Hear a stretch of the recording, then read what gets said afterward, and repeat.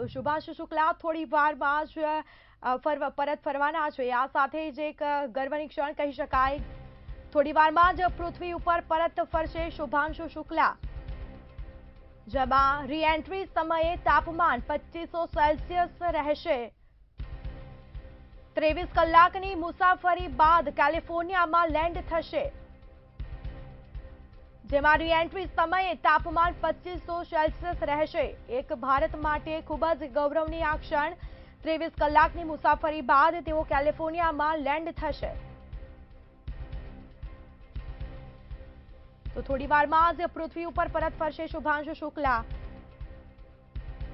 અન્ય જે અવકાશયાત્રીઓ છે તેઓની સાથે રીએન્ટ્રી સમયે તાપમાન 2500 સેલ્સિયસ રહેશે, જેમાં 23 કલાકની મુસાફરી બાદ કેલિફોર્નિયામાં લેન્ડ થશે। રીએન્ટ્રી સમયે તાપમાન 2500 સેલ્સિયસ રહેશે, જેમાં 23 કલાકની મુસાફરી બાદ કેલિફોર્નિયામાં લેન્ડ થશે।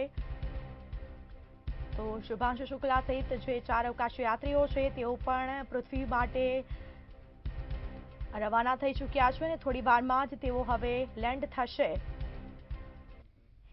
એક ભારત માટે આ ખૂબ જ ગૌરવની ક્ષણ કહી શકાય।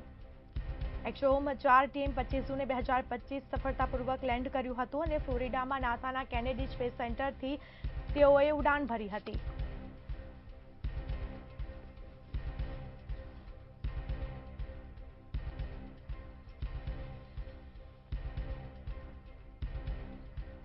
તો 23 કલાકની મુસાફરી કરીને પૃથ્વી ઉપર પહોંચશે। અવકાશયાન 263 કિલોથી વધુ કાર્ગો સાથે પરત ફરશે। અવકાશ સંશોધન માટે આ ખૂબ જ મહત્વપૂર્ણ ક્ષણ કહી શકાય, જેમાં આ સંશોધન માનવ અવકાશ સંશોધનોનું ભવિષ્ય બદલી શકે છે।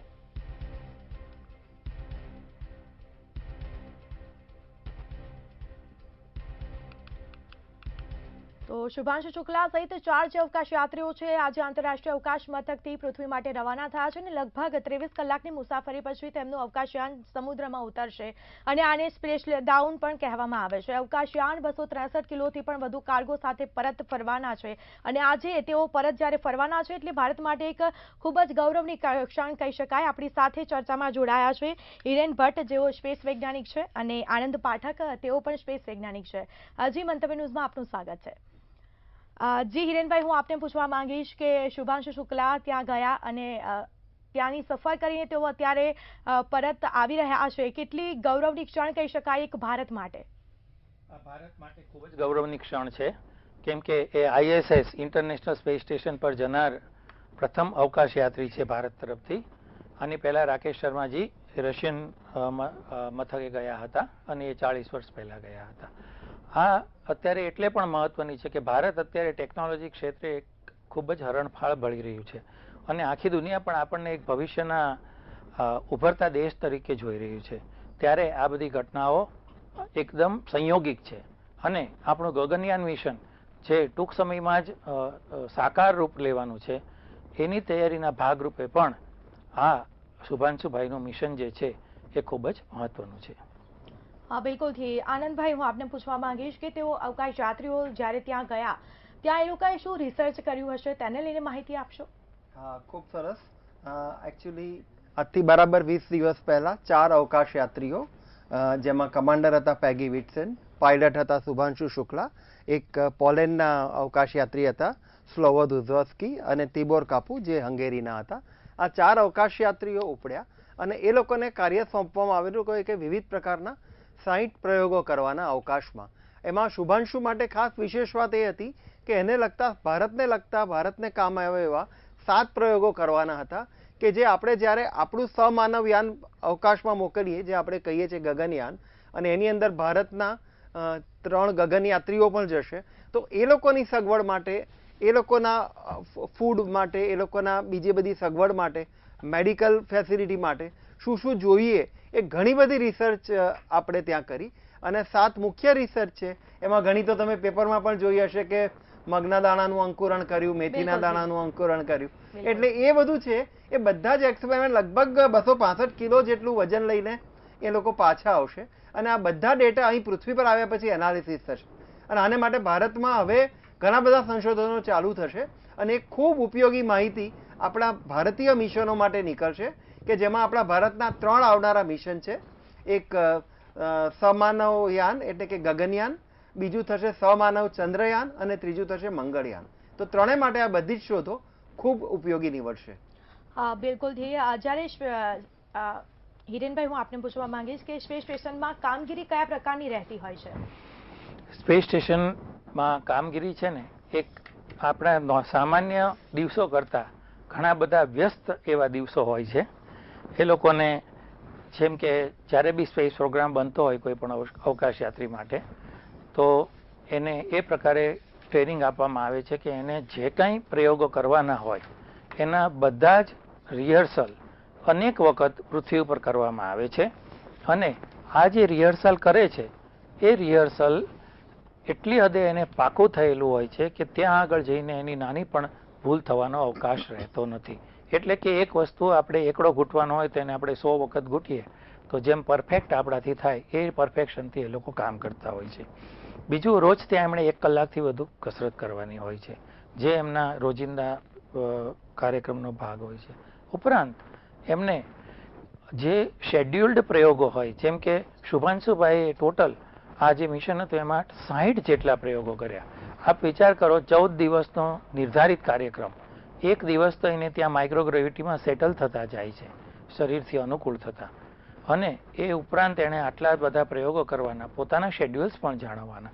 આમ દરેક અવકાશ યાત્રી સંપૂર્ણ તરીકાથી સંપૂર્ણ વ્યસ્ત જ ત્યાં આગળ રહે છે, અને આપણા દિવસો કરતાં ત્યાં આગળ વ્યસ્તતા વધારે હોય છે. બિલકુલથી ત્યાંનું તાપમાન અને અહીંના તાપમાનમાં ઘણો એવો ફરક હોય છે. તો પછી ત્યાં એ લોકો ગયા હોય તો શરીરમાં કોઈ મતલબ કે કોઈ પીડા થઈ શકે કે એવી કોઈ પ્રોબ્લેમ થઈ શકે એ લોકોને ત્યાં? એમાં એવું છે કે તાપમાન જે અવકાશ છે ને ત્યાંનું તાપમાન તો 2 ડિગ્રી કેલ્વિન જેટલું ઠંડુ હોય છે. એટલે કે આપણું લગભગ -270 ડિગ્રી સેન્ટીગ્રેડ. ત્યાં આગળ જીવન એ રીતે શક્ય જ નથી. આ જે અવકાશ મથક છે તેની અંદર મનુષ્ય માટે એકદમ અનુકૂળ એવું તાપમાન, એવું દબાણ, અને અહીંયા આપણે હવામાં જેટલી વસ્તુઓ હોય છે પૃથ્વી ઉપરના વાતાવરણના ઘટકો, નાઇટ્રોજન, ઓક્સિજન, ભેજ, આ જ બધી વસ્તુઓ ત્યાં આગળ કૃત્રિમ રીતે અવકાશ મથકમાં બિલકુલ હિરેનભાઈ, હું આપને અટકાવવા માંગુ છું. Today, indeed, Bharat has found an enduring space in the world of space. Thank you, ladies and gentlemen. And less than an hour to raise Dragon to the recovery boat. Next 1 week, maybe up to 23rd, and from 24th onwards, they would be having team discussions. Then for the next 3-4 days that will continue, after which they would be spending time having separate discussions with the representatives of Axiom, representatives of SpaceX, and representatives of NASA separately. That's called debriefing. And after that is accomplished, which would go on for about maybe nearly 2 weeks, till about 12th or 13th of April. Then they'll start preparations for returning home, in case of Shubhashu to return back to India. So that could be around 14th or 15th, the preparations will begin. And as of now, we speculate that he should be with us over here on the 17th of August. जैसा मैंने कहा, के लिए ये गर्व का पल तो है ही है, भारत के लिए एक अद्भुत आनंद का पल कि भारत मां का एक पुत्र आज कामयाबी से लौटा है, एक ऐसे प्रयोग से, एक ऐसी यात्रा से जिसमें बहुत सारे ऐसे एक्सपेरिमेंट्स किए गए जो पहले कभी ना किए गए थे, लेकिन जिनका समस्त मानव जाति के लिए महत्व रहेगा. और जैसे मोदी जी हमें हमेशा सिखाते हैं वसुदेव कुटुंबकम, और साथ ही साथ हमें याद करवाते हैं कि भारत को विश्व बंधु बन करके अपनी भूमिका निभानी है. आज वास्तव में विश्व बंधु के रूप में शुभांशु ने हमारी तर्जुमानी करते हुए वो काम वहां अंजाम दिया है. और ये कह सकते हैं कि अंतरिक्ष में एक स्थायी स्थान भारत को आज स्थापित करने का अवसर भी रहा, सफलता भी रही। And as I said, in the true spirit of Vasudhaiva Kutumbakam, and also in the true spirit of discharging the role of Vishwabandhu as envisaged by Prime Minister Modi, a son of Mother India has accomplished for the entire mankind some of such experiments which were never conducted before, but which would have a bearing, which would have relevance for the mankind across the world, across the planet Earth. Thank you. और બિલકુલથી આનંદભાઈ, હું આપને પૂછવા માંગીશ કે 20 દિવસ અંતરિક્ષમાં રહીને પૃથ્વી ઉપર શુભાંશુ શુક્લા પાછા ફર્યા છે, લેન્ડિંગ બી થઈ ગયું છે, શું કહેશો? ખૂબ સરસ વાત છે. હમણાં જ આપે આપણા પ્રધાન શ્રી જીતેન્દ્ર પ્રસાદજીને જોયા, સાયન્સ એન્ડ ટેકનોલોજીના મિનિસ્ટર. એમણે પણ એ જ કહ્યું કે આ ભારત, સંપૂર્ણ ભારત માટે ખૂબ ગૌરવની વાત છે અને આપણી ભારતીય સંસ્કૃતિ વિશ્વ સાથે સંકળાયેલી છે અને વસુધૈવ કુટુંબકમ એ આપણી સર્વગ્ર ભારતની ભાવના છે. અને આપણે ભારત માનીએ છીએ કે લોકા સમજતા સુખીનો ભવંતુ, કે દરેકે દરેક વ્યક્તિ સુખી થાય. એટલે ભારતનું આ મિશન એવું હતું કે જેમાં જે પ્રયોગો થયા છે એનું જે આઉટપુટ નીકળશે, કે જે નિષ્કર્ષ આવશે એ આખી દુનિયામાં કામ આવશે અને ભવિષ્યના સ્પેસમાં જનારા જે મિશનો છે એ બધાને મદદરૂપ થાય એવી આ ભાવના છે. અને બહુ ગૌરવની ક્ષણ છે કે એક ભારતીય તરીકે આપણા બધા જ કરોડો ભારતીયોનું આ ગૌરવ છે કે શુભાંશુ શુક્લા સપરત સકુશળ ભારત પાછા, એટલે પૃથ્વી પર પાછા આવી ગયા છે અને દરિયામાં એમનું જે શિપ છે લેન્ડ થઈ ગયું છે અને હવે એમને ત્યાંથી રેસ્ક્યુ કરીને તુરંત બોટ ઉપર લઈ જવાશે અને પછી એ કેપ્સ્યુલમાંથી બહાર આવશે. એ પહેલાં જે રૂટીન પ્રોસિજર છે કે કેપ્સ્યુલનું ટેમ્પરેચર બહુ હાઈ હોય તો એ કેપ્સ્યુલ ઠંડી કરવામાં આવશે, ત્યાં તાત્કાલિક એમની મેડિકલ જાંચ કરવામાં આવશે અને પછી આગળનું કાર્યક્રમ નક્કી થશે. હા, બિલકુલથી. હિરેનભાઈ, હું આપને પૂછવા માંગીશ કે શુભાંશુ શુક્લા કયા રોકેટથી પાછા આવ્યા અને તેની સ્પીડ કેટલી હોઈ શકે? શુભાંશુ શુક્લાજી છે એ ડ્રેગન નામના કેપ્સ્યુલથી પરત ફર્યા છે, જે એક્ઝિયમ 4 મિશનનો એક ભાગ છે.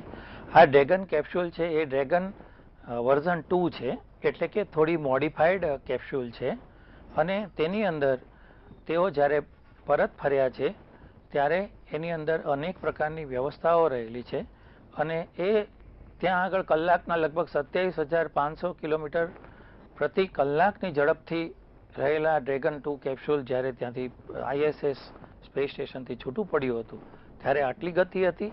ત્યાંથી એ 24 કલાકના અંતરે એને એક સેફ ડિસ્ટન્સ પર સૌથી પહેલાં 1 કિલોમીટર લઈ જવામાં આવ્યું, જેને કોલ્ડ બર્ન કહેવામાં આવે છે, એટલે કે રોકેટ સળગાવ્યા વગર ત્યાંથી છૂટું પાડવામાં આવે છે.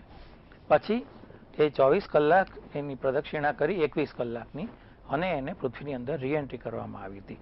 રીએન્ટ્રી કરતી વખતે સ્પીડ ઘણી ઘટાડવાની, એને રેટ્રો રોકેટ્સ કહેવાય, એ ઘટાડવાનું ફાયરિંગ ચાલુ થયું હતું, જે લગભગ 18 મિનિટ ચાલ્યું હતું અને એ પછી એ જ્યારે રીએન્ટ્રી કરે છે ત્યારે 5 થી 6 મિનિટનો બ્લેકઆઉટ સમય રહ્યો અને તાપમાન છે 1600 થી 2000 ડિગ્રી સેન્ટીગ્રેડ સુધી રહ્યું. એ વખતે કોમ્યુનિકેશન થઈ શક્યું નથી અને આ રીતે અતિશય, જેને આપણા માટે અકલ્પનીય ઝડપ કહેવાય, 27,000 કિલોમીટર 28,000 કિલોમીટર ત્યાંથી લઈ અને અત્યારે 0 એટલે કે પૃથ્વી ઉપર એકદમ સ્થિર થઈ અને એ ઉતર્યા છે પરત.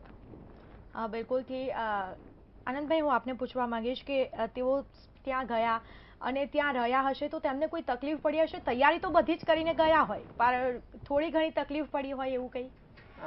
આમ તો પહેલા જ દિવસે તમને ઘણું બધું તકલીફ પડે, કેમ કે તમે આટલી હાઈ ગ્રેવિટીમાં રહ્યા છો અને એટલી હાઈ ગ્રેવિટીમાંથી પ્લસ તમે એક બહુ જ નાની કેપ્સ્યુલ મોડ્યુલ, જો આપણે જોયું હોય તો ખૂબ નાનું કેપ્સ્યુલ મોડ્યુલ છે જેમાં તમને ઉઠવાનું તો શું પણ હાથ હલાવવાની પણ છૂટ નથી. એટલો ભારે ભરખમ સ્પેસ સૂટ પહેરીને તમે બેઠા હો, આમ તમે રોબોની જેમ સ્ટડી થઈ જાઓ અને તમે એક જ પોઝિશનમાં, પ્લસ તમને ઘણું બધું હાઈ એક્સિલરેશન ફેસ કરવાનું હોય. એવી 23 કલાકની મુસાફરી કરીને તમે ઇન્ટરનેશનલ સ્પેસ સ્ટેશન ઉપર પહોંચો, અનડોકિંગ થાય ને પછી તમે અંદર જાઓ, એટલે એ જર્ની ઘણી ટાયરિંગ હોય. એ ઉપરાંત ત્યાં ઝીરો ગ્રેવિટીથી ટેવાતા તમને લગભગ 24 કલાક લાગે, પ્લસ તમારે સતત મૂવમેન્ટ કરવી પડે, 1 કલાક યોગા, સતત કસરત કરવી પડે, જેથી જ્યારે પૃથ્વી પર પાછા આવો ત્યારે તમને તકલીફ ના પડે. એટલે આવી બધી ઘણી કસોટીઓ સાથે પણ એમ કહી શકાય કે શુભાંશુ શુક્લા અને ચારેય એસ્ટ્રોનોટે એવું નક્કી કર્યું હતું કે આ જે સ્પેસમાં અમને દિવસ મળે છે 18, એમાં અમારે એક પણ મિનિટ નકામી જવા દેવી નથી. એટલે જેટલો ટાઈમ છે એનો અમે ભરપૂર ઉપયોગ કરીશું અને અમે ખૂબ મહેનત કરી અને અમારું શરીર પણ સ્વસ્થ રાખીશું. બિલકુલથી. તો હિરેનભાઈ, જ્યારે સ્પેસ સ્ટેશનમાં એ લોકો ગયા અને ત્યાં બધું સંશોધન કર્યું, બધી જ રીતે તૈયારીઓ કરી, પરંતુ ત્યારે પૃથ્વી ઉપર પૃથ્વીથી જ્યારે તે લોકો ત્યાં જાય છે તો અહીંયા એ લોકોની પ્રક્રિયા કેટલા દિવસથી, એ લોકોની પ્રેક્ટિસ ને તે બધી રીતે શરીરને કઈ રીતને ટેવ પાડવીને એ બધું ક્યારથી ચાલુ થતું હોય છે? એ તો 2 વર્ષ અગાઉથી ચાલુ થતું હોય છે અને એ બહુ જ લાંબી પ્રક્રિયાઓ હોય છે અને સ્ટેપ બાય સ્ટેપ હોય છે. અને એમને ઘણી વખત આપણે તરવાની જેમ પ્રેક્ટિસ કરીએ ને, પાણીમાં જેમ માણસને તરાવે એમ એની કેપ્સ્યુલ્સમાં એમને તરાવવાનો પ્રયત્ન કરવામાં આવે છે. પછી પ્લેનમાં ઉપર લઈ જઈ અને પ્લેનને અચાનક નીચે તરફ ધકેલવામાં આવે. એ વખતે તમને અમુક સેકન્ડ સુધી માઇક્રોગ્રેવિટીનો અનુભવ થાય. આ રીતે ધીરે ધીરે એમને ટ્રેનિંગ આપવામાં આવે છે. અને શુભાંશુભાઈ જેમ કે પાયલોટ હતા એટલે એમના માટે આ બધી વસ્તુઓ ઘણી બધી સરળ હતી. પરંતુ અહીંયા આગળ આપણે જેમ કે અહીંયા હું અહીંયા બેઠો છું, કેમ છે આનંદભાઈ, આપણે હાથ હલાવી લીધો કે કોઈને આમ કર્યું, આપણે એકદમ ફોર્સથી આપણું મૂવમેન્ટ કરતા હોય છે. જ્યારે માઇક્રોગ્રેવિટીની અંદર તમને એ ટેવાતા શુભાંશુભાઈએ પોતે પણ કીધું કે મને 1 દિવસનો સમય લાગ્યો હતો, જે થોડો કપરો હતો, કેમ કે તમારી હાથ પગની બધી મૂવમેન્ટ છે એ તમારે આંચકા સાથે કરવાની નથી. આંચકા સાથે કરો તો એના ધક્કાથી જ તમારું શરીર આગળ પાછળ થાય. એ એની પહેલી વસ્તુ હતી. અને ત્યાં આગળ આ પ્રેક્ટિસમાં આવતા જે એક એમણે કહેવા મુજબ એક બાળક કેવી રીતે નવી નવી વસ્તુ શીખતો હોય એવો એમનો અનુભવ હતો. પરંતુ ત્યાં કદાચ એ લોકોને તાવ એવું આવ્યું હોય તો દવા લઈ શકે એવું કંઈ ખરી? જી મેડમ, એમના શરીર અને એની દરેક બિહેવિયરનો સંપૂર્ણ અવલોકન સતત કરવામાં આવતું હોય છે. બીજું કે ત્યાં આગળ મચ્છર માખી કે કોઈ ઇન્ફેક્શન હોતું નથી. અને અહીંયાથી જ્યારે જાય છે ત્યારે પણ એમને ક્વોરન્ટાઇન કરી એમના શરીરની અંદર કોઈ પણ રોગ નથી એવું લાંબા સમય સુધી ચેક કર્યા પછી જ એમને અહીંથી અવકાશમાં પ્રવાસ કરવાની છૂટ મળે છે. છતાં આવી કોઈ પરિસ્થિતિ ઉત્પન્ન થાય તો એમના દરેક જણના ઇતિહાસ, દરેક અવકાશ યાત્રીના મેડિકલ હિસ્ટ્રી પ્રમાણે એની જરૂરી દવાઓ બધી ત્યાં આગળ ઉપલબ્ધ રાખવામાં આવતી હોય છે. અને ત્યાં એ લોકોનું ખાવા પીવાનું કઈ રીતનું હોય છે, જરા એ માહિતી આપશો? મેડમ, ખાવા પીવાનું એક છે ને ત્યાં આગળ ખૂબ જ વિશિષ્ટ રીતે ખાવા પીવાનું હોય છે. માઇક્રોગ્રેવિટીની અંદર તમે આજે ચમચી મૂકો એની અંદર તમે દૂધ ભરો તો એ દૂધ અને ચમચી બંને તરતા હોય. બરાબર છે.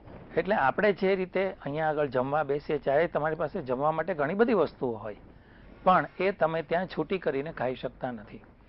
એટલે મોટા ભાગની વસ્તુઓ જે કોઈ ફૂડ છે એ મોટે ભાગે ટ્યુબ્સ જે હોય ને, આપણે જેમ ટૂથપેસ્ટની કેવી ટ્યુબ હોય એવી થોડી મોટી ટ્યુબ્સ હોય, એની અંદરથી તમારે સક કરીને બધું ખાવા પીવાનું હોય છે.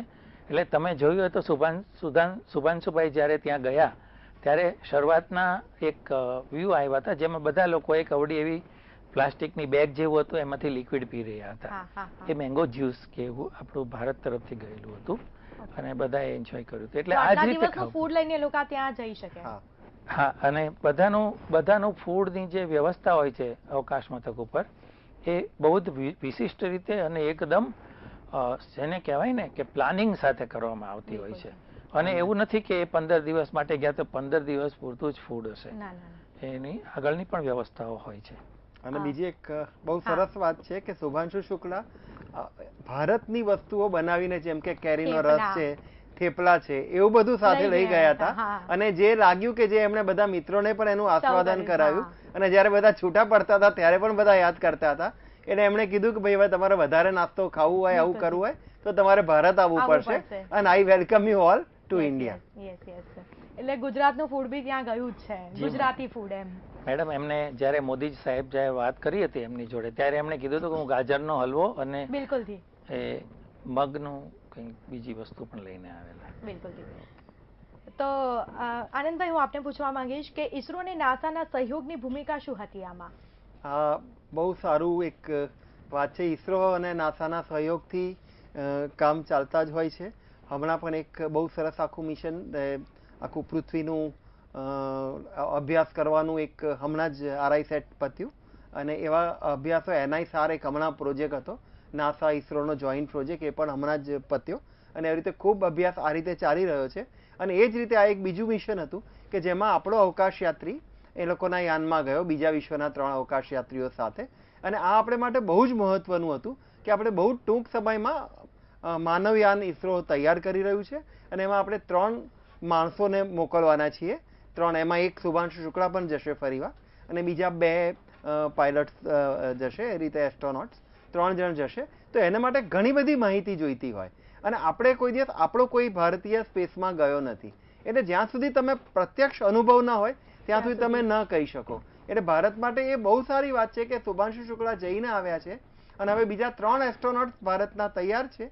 હવે એની સાથે વાતચીત કરશે. બીજું, જીતેન્દ્ર પ્રસાદ આપણા મિનિસ્ટરે હમણાં જણાવ્યું કે એ લગભગ 15 દિવસ પછી સૌથી પહેલા ઇસરોના વૈજ્ઞાનિકો સાથે શુભાંશુ શુક્લા ઇન્ટરેક્શન કરશે અને બધી માહિતી આદાન પ્રદાન કરશે. એટલે આ બહુ જ સારી વાત થઈ છે અને આપણે જાણે લીલી ઝંડી મળી ગઈ છે આપણને અવકાશમાં જવા માટે સમાનવ, અને એ આજે ગૌરવની ક્ષણ આજે પતી ગઈ છે. બિલકુલથી. આનંદભાઈ, હું આપને પૂછવા માંગીશ કે આ મિશનના ડેટા ગગનયાનની તૈયારીઓને કેવી રીતે મજબૂત કરી શકશે?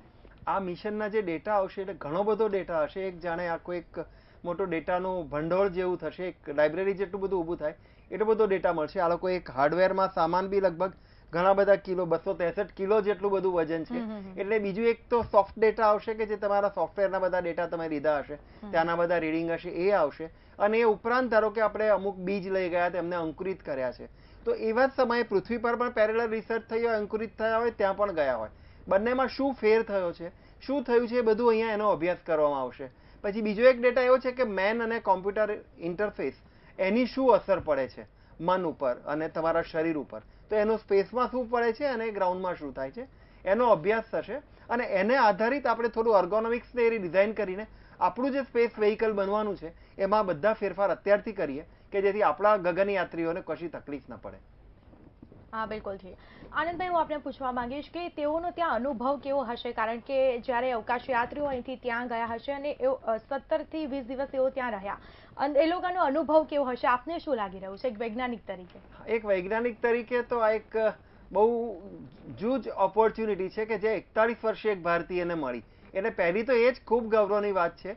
પ્લસ આ જે 4 જણા ગયા ને આ બધા હતા એ લગભગ આર્મી કેવી રીતે જેમની ખૂબ સારી શારીરિક તંદુરસ્તી હોય એટલે એમને બીજું તો કંઈ વાંધો ના હોય. પણ શુભાંશુ શુક્લા માટે એમણે પણ જણાવ્યું ને આપણે પણ લાગે છે કે આ ખૂબ અદ્ભુત અનુભવ હતો. અને આપણે ભારતીય સંસ્કૃતિ મિત્રતા પ્રધાન છે, એટલે શુભાંશુભાઈ એ બધા સાથે, જે આપણે ગુજરાતીમાં કહીએ કે 7 ડગલા ચાલીએ તો સાથી પણ મિત્ર બની જાય, તો શુભાંશુ શુક્લાએ એ રીતે મિત્રતા પણ બનાવી છે, પોતે અભ્યાસ પણ સતત કર્યો છે ભારત માટે. એ ઉપરાંત ઇન્ટરનેશનલ સ્પેસ સ્ટેશનમાં રેગ્યુલર મેન્ટેનન્સ હોય, જે આપણે ઘરમાં સાફ સફાઈ હોય એવી રીતે આ સ્પેસ સ્ટેશનમાં પણ સાફ સફાઈ હોય, તો એમાં પણ એમણે ઉત્સાહપૂર્વક ભાગ લીધો છે અને રેગ્યુલર મેન્ટેનન્સમાં સતત એમણે હાથ બતાવ્યો છે.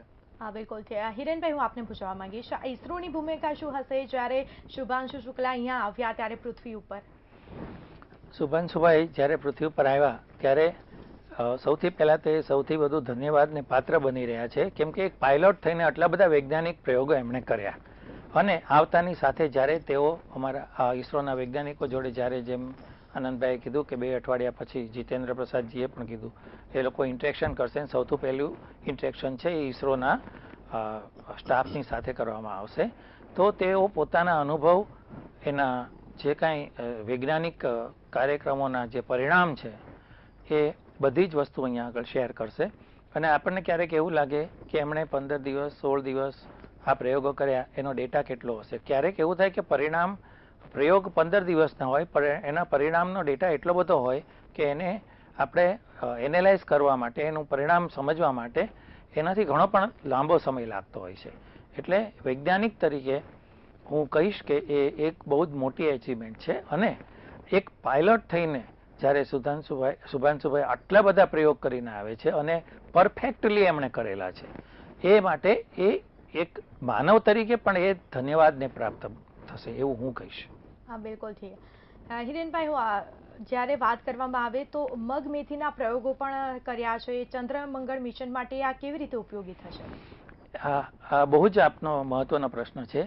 આ સ્પ્રાઉટ્સનું જે ઉગાડવાની પ્રક્રિયા છે કે સ્પેસની અંદર આપણે જેમ જમીન અને ખેતી હોતી નથી, એટલે આપણે એક આખું એક સ્પેસ એગ્રીકલ્ચર નામનો એક નવો જ વિષય કહી શકાય એ રીતનું એક ઉભરતું એક વ્યવસ્થા છે, જ્યાં આગળ લાંબા સમય માટે અવકાશયાત્રીઓ જ્યારે પૃથ્વીના વાતાવરણમાંથી બહાર જાય ત્યારે તેમના ખોરાકની વ્યવસ્થા અને એમની બેઝિક બીજી વસ્તુઓની વ્યવસ્થા થઈ શકે. એ માટે અવકાશમાં આ ઉગાડવા માટેનું સૌથી પહેલું માણસને જરૂરી વસ્તુ હોય તો એ પ્રોટીનવાળી વસ્તુઓ છે, અને આ ઉગાડવું પણ સરળ હોય ને આ પ્રયોગો આપણે મગ અને મેથીના કઠોળોના ત્યાં આગળ કરવામાં આવેલા છે.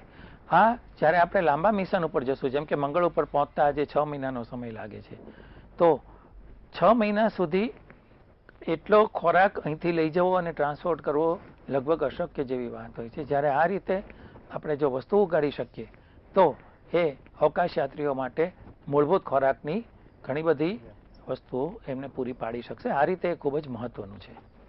બિલકુલથી આપ જોડાયા અમારી સાથે અને અમારા દર્શક મિત્રોને માહિતી આપી તેના બદલ આપનો આભાર. ધન્યવાદ.